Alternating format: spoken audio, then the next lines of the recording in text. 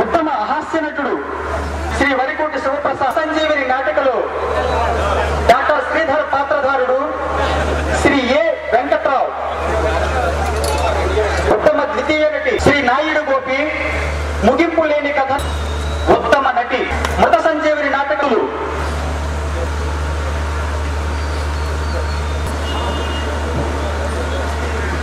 గట్టిగా చెప్పండి.